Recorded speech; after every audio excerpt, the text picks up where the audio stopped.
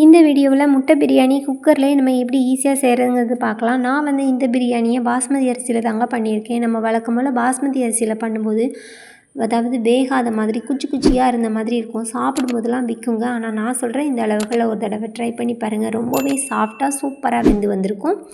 இப்போ வந்து 1 கப்பு பாஸ்மதி அரிசியை நல்லா கழுவிட்டு ஒரு 20 நிமிஷம் அப்படியே நம்ம ஊற வச்சுக்கலாம். அதுக்குள்ளவே நம்ம வந்து குக்கரில் கொஞ்சமாக எண்ணெயும் நெய்யும் ஊற்றி சூடானதும் பட்டை, கிராம்பு, ஏலக்காய், அன்னாசிப்பூ, பிரியாணி இலை இதெல்லாம் போட்டு பொரிஞ்சதும் ஒரு பல்லாரி போட்டு ஃபஸ்ட்டு நம்ம நல்லா வதக்கி எடுத்துக்கலாம்.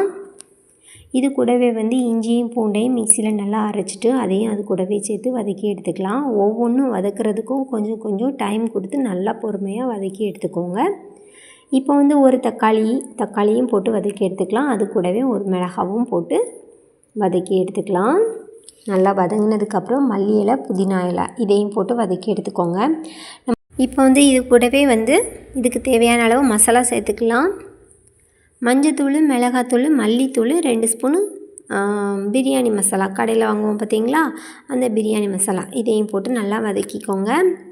இது கூடவே ஒரு 2 ஸ்பூனு தயிர், நல்லா புளிக்காத தயிரையும் போட்டு வதக்கிக்கலாம்.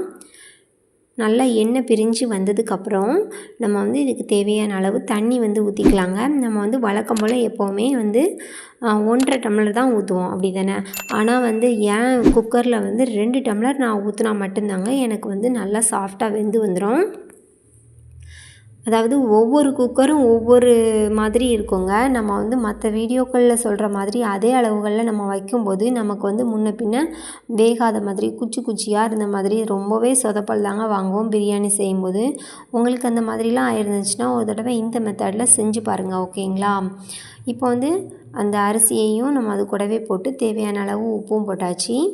இப்போ வந்து முட்டையை நல்லா மஞ்சத்தூள், மிளகாத்தூள், கரம் மசாலா போட்டு நல்லா எண்ணெயில் ஃப்ரை பண்ணிவிட்டு அதையும் சேர்த்துக்கலாம். இது கூடவே வந்து கொஞ்சமாக லெமன் ஜூஸும் சேர்த்துக்கோங்க. இப்போ வந்து குக்கரை மூடிட்டு ஒரு 2 விசில் வச்சுட்டு 10 நிமிஷம் அப்படியே சிம்மில் வச்சுட்டு நல்லா விசில்லாம் இறங்கினதுக்கப்புறம் எடுத்து நம்ம ஓப்பன் பண்ணி பார்த்தோன்னா நமக்கு சூப்பராக சாஃப்டாக வெந்து வந்திருக்கோங்க முட்டை பிரியாணி.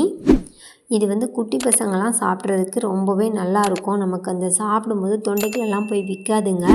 நல்லா சாஃப்டாக வெந்து வந்திருக்கோம். நம்ம வந்து பாஸ்மதி அரிசியில் பண்ணும்போது எப்போவுமே குச்சி குச்சியாக வேகாத மாதிரியே இருக்குங்க. நான் சொல்கிறேன், இந்த அளவுகளில் ஒரு தடவை செஞ்சு பாருங்கள்.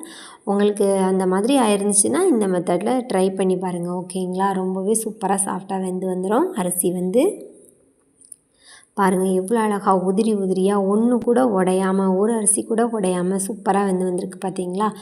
நீங்களும் ஒரு தடவை வேணால் ட்ரை பண்ணி பாருங்கள். இந்த வீடியோ உங்களுக்கு ரொம்பவே பிடிச்சிருக்குன்னு நம்புகிறேன். பிடிச்சிருந்துன்னா நம்ம சேனலை மறக்காமல் லைக் பண்ணிவிட்டு அப்படியே சப்ஸ்கிரைப் பண்ணிக்கோங்க. தேங்க்ஸ் ஃபார் வாட்சிங். பாய். நெக்ஸ்ட் வீடியோவில் பார்க்கலாம்.